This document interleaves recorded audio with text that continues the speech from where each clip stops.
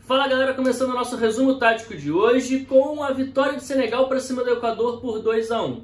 E você deve estar se perguntando, mas por que vai falar Senegal e Equador e não de Holanda e Catar? Porque na verdade os dois jogos são simultâneos e eu escolhi o jogo que no meu ponto de vista fazia mais sentido, era um jogo que valia a vaga, que foi o jogo de Senegal e Equador. O outro da Holanda, vou trazer um detalhe ou outro sobre algum melhor momento, sobre alguns gols, não vai ter tanto detalhe. Então, ao longo dessa terceira rodada da fase de grupos da Copa do Mundo, os meus vídeos vão ter focos em um dos dois jogos de cada grupo, porque eu sou um só e só dá para assistir um jogo por vez. Então, dessa vez eu vou focar em Senegal e Equador, e é esse jogo que a gente vai falar aqui de maneira mais detalhada. Depois a gente fala um pouquinho ali sobre Holanda e Catar. Bom, então começando pelas escalações de Senegal e de Equador, porque foi um jogo em que as duas equipes mudaram também de novo para essa partida. O Equador, que tinha jogado com 3 zagueiros e linha de 5 contra a Holanda na rodada anterior, voltou à sua tradicional linha de 4 e povoou bastante o meio campo, porque veio ali com Grueso, Alan Franco e Moisés Caicedo. Lembrando que o Jackson Mendes estava suspenso depois de ter tomado 2 cartões amarelos nos 2 primeiros jogos. Do outro lado, Senegal voltou à formação de um 4-3-3, porque contra o Catar, que é um time mais frágil, tinha colocado 2 atacantes, 2 centroavantes mais enfiados, jogou praticamente num 4-2-4, e dessa vez voltou a jogar no 4-3-3, ali também com um tripézinho de meio campo, um meio campo um pouco mais pegador. A verdade é que Senegal controlou e foi mais organizada do que o Equador durante os 90 minutos. Senegal conseguia se defender muito bem, conseguia impedir as construções da equipe do Equador, que tinha muita dificuldade de conseguir avançar em campo, de conseguir encontrar os seus volantes, de conseguir encontrar principalmente o Moisés Caicedo, que é o principal jogador dessa equipe.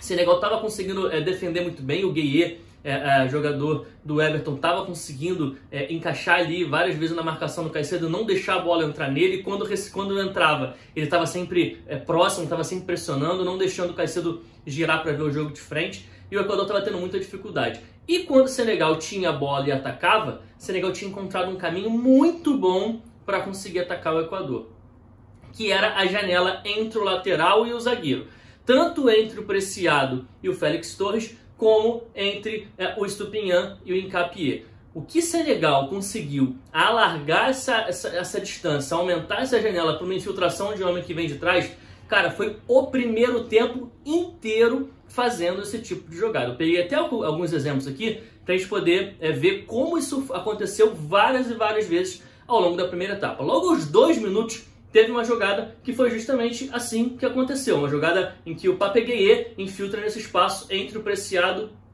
e o Félix Torres. Aos 7 minutos, tem uma nova oportunidade com o Diallo, centroavante. Aos 13, de novo com o Pape Gueye infiltrando nesse espaço. E aos 37, com o Sabali, lateral direito, também infiltrando nesse espaço, nessa janela entre lateral e zagueiro. E aí o que a gente tem que falar sobre esse tipo de situação é o seguinte, é que a regra de ação dentro da equipe do Equador para esse tipo de situação é ter a cobertura de um meio-campista, ter a cobertura de um dos volantes. E tanto Alan Franco como o Grueso, como também o próprio Caicedo, mas o Caicedo um pouco menos, tiveram muita dificuldade de fazer essas coberturas. Não estavam conseguindo fazer. Alan Franco falhou muito, o Grueso não jogou bem, então me parece que o Equador sentiu muita falta do Jackson Mendes, que estava sendo um dos principais jogadores do Equador, pelo menos foi na primeira e na segunda rodada contra o Catar e contra a Holanda. Então o peso, a falta do Jackson Mendes, que estava suspenso por conta de cartão amarelo, fez muita diferença para que o Senegal conseguisse encontrar esses caminhos, esse espaço ali dentro do sistema defensivo do Equador. E não à toa, o lance do pênalti é um lance de uma bola que entra justamente nessa janela.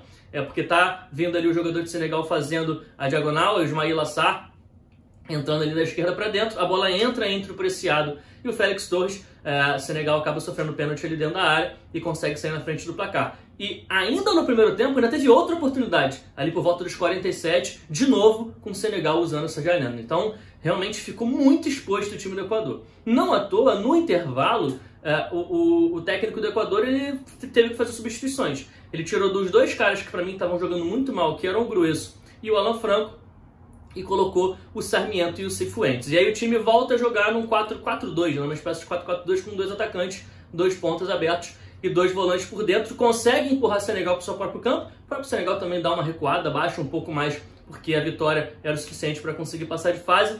E viu um jogo em que o Equador tenta construir, mas não consegue entrar dentro da organizada Senegal, que estava se defendendo muito bem, estava se defendendo melhor e não estava conseguindo ceder muitas chances para o Equador. Até que vem a bola parada, né? Aos 68, o Equador faz o gol de empate num lance de bola parada, desvia na primeira trave, o Caicedo está na segunda trave e consegue fazer o gol. E me chama muita atenção o jogador de Senegal, ele praticamente dentro do gol, que é ele que dá condição para o Caicedo poder fazer o empate. E 2 minutos depois tem o gol também de bola parada, também de escanteio de Senegal, colocando Senegal de novo na frente do placar, o gol do Koulibaly, que sem o Mané, Sadio Mané, Koulibaly é o principal jogador de Senegal e é ele que faz, é bem simbólico, né? Ele fazer o gol que classifica a Senegal para a próxima fase. O Equador até vai para frente com tudo, tenta ali na base muito mais do abafa do que na base da organização, mas não consegue fazer o gol. O Senegal vence a partida por 2-1 e passa de fase. As conclusões sobre essas duas equipes na Copa do Mundo. O Equador merecia mais pelo que fez contra o Catar e principalmente pelo que fez contra a Holanda na segunda rodada. O Equador acaba sendo eliminado no jogo em que jogou pior na Copa do Mundo, que foi esse jogo contra o Senegal. Não foi nem de perto o time que jogou contra a Holanda e contra o Catar. É um time que é jovem, deve chegar forte na próxima Copa de 2026, tem excelentes jogadores ali. O próprio Hincapié, que falha muito defensivamente, mas com bola ele tem uma boa capacidade de construção. O Moisés Caicedo, Jackson Mendes, que é um jogador que me chama muita atenção. O Estupinhan, lateral esquerdo, enfim. Tem vários bons jogadores. O Ener Valencia, que é um jogador já de uma idade mais avançada, mas que foi muito importante também para a campanha do Equador na Copa do Mundo. Mas o Equador acaba eliminado. E Senegal mostra que é um time que se manteve organizado mesmo sem a presença de Sadio Mané. O Mané que é o principal destaque desse time. O Senegal perde muito ofensivamente, perde muito em termos de criatividade lá na frente, mas em termos de organização defensiva principalmente o time não perde. O time se manteve coletivamente muito forte e por isso conseguiu se classificar para a próxima fase. Bom, e como prometido, falar um pouquinho aqui sobre Holanda e Catar. Foi um jogo que eu não acompanhei os 90 minutos, mas eu peguei aqui os melhores momentos para entender algumas coisas e puxei algumas coisas legais para a gente falar dos 2 gols da Holanda. A Holanda venceu por 2-0 e tem uma participação fundamental, não só porque foi ele que fez o gol da Holanda na jogada do primeiro gol, mas porque tem uma movimentação muito interessante do Cody Gakpo, que é o principal jogador da Holanda nessa Copa do Mundo, fez 3 gols já, 1 gol em cada jogo. E na origem da jogada, ele faz esse ataque à profundidade como se fosse receber a bola nas costas da linha de defesa e empurra a linha de defesa toda do Catar. Isso faz com que o Klaassen consiga ficar com mais espaço para receber ali naquela zona entre linhas. Então eu achei curiosa essa movimentação do Gakpo, porque por mais que ele tenha feito esse ataque e não recebido a bola, ele empurra a linha de defesa, ou seja, ele ganha profundidade para o time e libera esse espaço para o Klaassen meia da Holanda receber ali com um pouco mais de liberdade. Ele até tabela ali de letra, é uma jogada bem bonita, com o próprio Klaassen recebe o Memphis, o Memphis Depay, ele atrai ali a marcação de um dos jogadores do Catar, abre espaço para o Gakpo poder infiltrar. O Gakpo infiltra e consegue bater de direita fazendo um belo gol. E no segundo gol é uma jogada que tem se tornado cada vez mais comum no futebol mundial. O Pep Guardiola, o técnico do Manchester City, usa muito esse tipo de jogada, que é o quê? Você ganha o fundo por um dos lados do campo, tanto pela esquerda como pela direita. Nesse lance do segundo gol da Holanda é pelo lado direito com o Dumfries. A linha de defesa toda do adversário, ela afunda para dentro da área e você faz um passe de retorno para algum companheiro que esteja um pouco mais atrás. O que é um passe de retorno? Esse passe para trás, esse passe que recua no campo. E isso faz com que a linha de defesa tenda a sair da área. E o que acontece nesse momento? Enquanto a linha de defesa está saindo, você tem atacantes do seu time atacando, fazendo o movimento contrário, indo para dentro da área. Então você pega esse contramovimento, você faz o cruzamento exatamente nesse momento do contramovimento, fazendo com que seu atacante, obviamente se ele tiver ali o timing correto, não fique impedido e fique completamente livre para conseguir fazer o gol. Nesse segundo gol da Holanda tem até uma falha ali da zaga, que a zaga do Catar mostrou ao longo dessa Copa do Mundo que falha muito individualmente e coletivamente, é uma linha de defesa bem frágil, mas ainda assim essa jogada é uma jogada que tem sido muito utilizada ultimamente e o Van Gaal, o técnico da Holanda, utilizou nesse jogo e conseguiu ser efetiva nesse segundo gol da Holanda. A Holanda passa de fase também, o Catar, que já estava eliminado, vai para casa, na verdade continua em casa, fazendo uma Copa bem fraquinha. Indo agora para os jogos do grupo B, em que os Estados Unidos venceu o Irã por 1-0 num jogo que valia a vaga direta para a próxima fase. Isso porque Gales até tinha alguma chance, né, de classificação, mas tinha que ganhar da Inglaterra por 4 gols de diferença, o que era muito improvável de acontecer e acabou não acontecendo porque a Inglaterra venceu o jogo. Mas bom, voltando aqui para Estados Unidos e Irã. Era um jogo que valia a vaga direta, um jogo cheio de polêmicas, cheio de questões geopolíticas envolvidas. Os Estados Unidos venceu o Irã, que tinha a vantagem do empate, não conseguiu fazer nenhum gol e viu os Estados Unidos passar de fase com 1 a 0 no placar. Bom, começando pelas escalações, porque os Estados Unidos teve algumas mudanças. De novo, teve uma mudança ali no 9, os Estados Unidos que nunca conseguiu ter nenhum jogador que se firmasse na posição. Começa a Copa do Mundo com o Josh Sargent no primeiro jogo, no segundo vai para o Hadi Wright, no terceiro, agora contra o Irã, volta para o Josh Sargent, ainda tem o Jesus Ferreira, que foi uma opção ao longo do ciclo, no banco de reservas, enfim. Ninguém que jogava ali tomava posição, dessa vez veio de novo o Josh Sargent e na zaga o Zimmerman perdeu a vaga e quem tomou a vaga dele foi o Carter Vickers. O Zimmerman, que não estava fazendo uma boa Copa do Mundo, acabou perdendo a vaga titular para o Carter Vickers, que jogou esse jogo. O Irã veio com o mesmo time que tinha jogado o último jogo, com Ajmoun e Taremi, os dois jogadores principais do time lá na frente. Foi um jogo que começa com os Estados Unidos ditando o ritmo do jogo, tentando construir suas jogadas, tentando criar espaços. Irã provavelmente já com a vantagem do empate, dando a bola para os Estados Unidos, preferindo ali se defender, se sentindo confortável em se defender. Defendeu ali com 2 linhas de 4, uma linha de 4 na defesa, uma linha de 4 no meio campo e o Ajmoun e o Taremi um pouquinho mais à frente, e os Estados Unidos circulando bola, e o jogo passando muito pelos pés dos 3 meio-campistas dos Estados Unidos, que foi o grande destaque desse time nessa Copa do Mundo. O McKennie, jogador do Juventus, o Tyler Adams, jogador do Leeds United, e do Moussa, jogador do Valência, moleque novo também, muito bom de bola. Esse tripé de meio campo dos Estados Unidos vem fazendo uma Copa muito boa e procurando os espaços, né? Os Estados Unidos tentando encontrar ali o melhor espaço para conseguir atacar o Irã, até que começa a achar esse espaço. E esse espaço era virar a bola rápida, e aí num passe mais longo, numa diagonal longa, da esquerda para a direita. Principalmente com o McKennie fazendo isso, porque o McKennie mostrou uma precisão muito boa nessa virada longa, nessa diagonal longa.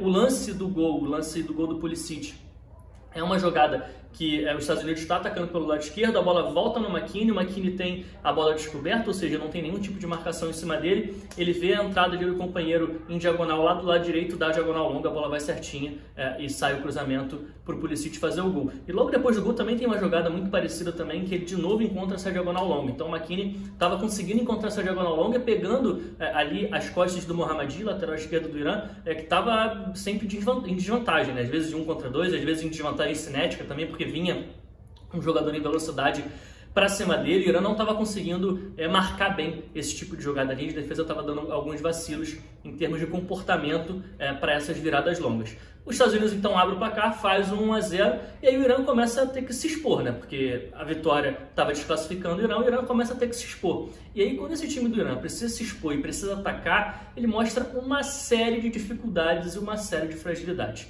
A primeira delas que a gente pode citar é o time que tenta marcar alto o goleiro, mas não consegue se manter compactado para fazer isso. Então teve um lance, ainda no primeiro tempo, que a gente viu o Taremi subindo para tentar fechar ali o primeiro passe do goleiro dos Estados Unidos, e o McKennie primeiro está completamente livre ali no meio campo, não tem ninguém marcando o McKennie, ele recebe um passe simples até do goleiro com muita liberdade, e a linha de defesa muito distante desse homem que foi pressionar o goleiro. Então ficou um time muito espaçado, que deu muito espaço por dentro. Esse lance, inclusive, é o lance que gera o gol do UEA, que estava impedido, né? O gol acabou sendo anulado pelo VAR, num passe sensacional também do McKennie em profundidade para o facão do UEA. Mas ali já ficou muito claro como o Irã passaria a dar muito mais espaço para os Estados Unidos. No segundo tempo, o Irã até consegue ter um pouquinho mais de bola, os Estados Unidos também começa a recuar um pouco mais o bloco, abaixar um pouco mais, dando bola para o Irã, sabendo das dificuldades do Irã. E assim, o Irã vai para cima de forma muito descoordenada. Muitos erros de passe, muitas bolas longas que não iam para lugar nenhum, sem direção, cruzamentos também mal feitos.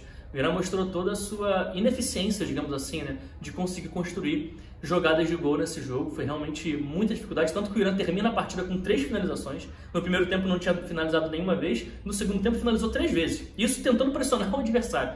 Então realmente mostrou ele toda a sua dificuldade de conseguir criar jogadas. Os Estados Unidos foi se fechando cada vez mais, colocou um terceiro zagueiro, se fechou ali no final num 5-4-1. Teve até aquela polêmica do lance no final, que o Taremi pediu pênalti, para mim não foi absolutamente nada. Os Estados Unidos vence por 1 a 0 num grupo em que, vamos ser francos, num grupo em que tiveram vários jogos ruins. Assim, gostei muito do tripé de meio campo dos Estados Unidos, McKennie, do Moussa e também do Tyler Adams, mas também coletivamente não foi um time que me encheu muitos olhos. Gales muito menos, Irã também muito menos. A própria Inglaterra venceu ali porque os adversários são mais frágeis. Fez uma boa estreia no primeiro jogo, onde venceu o Irã por 6-2, mas depois contra Gales e contra os Estados Unidos também não conseguiu fazer bons jogos. Então foi um grupo assim bem fraco, eu diria, em termos técnicos e coletivos e táticos. Ele passa então aos Estados Unidos e virei já falar sobre o jogo da Inglaterra. Indo agora para o último jogo do dia, a Inglaterra venceu o País de Gales por 3-0, como eu disse lá também em relação aos jogos do Grupo A.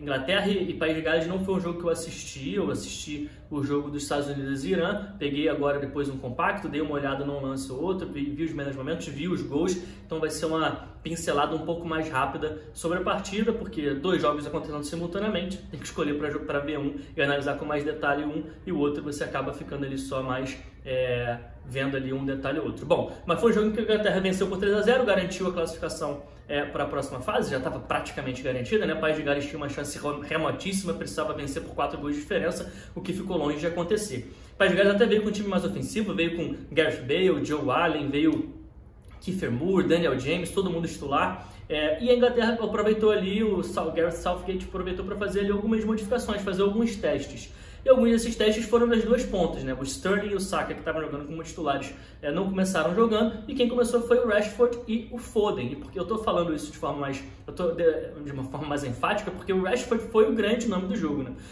Fez 2 gols, roubou a bola no terceiro gol, no segundo gol, no caso, em ordem cronológica, e teve participações muito boas. Rashford que não vive o seu melhor momento na carreira, né? Tá com 25 anos, mas não vive o seu melhor momento na carreira, mas entrou, jogou muito bem. Ele que tem muito essa característica, né, de fazer o facão. Em alguns dos gols a gente vê ele fazendo esse facão, entrando nas costas de linha de defesa, recebendo em profundidade, capacidade também de dominar, de ir para cima, de driblar, de bater com as 2 pernas, enfim.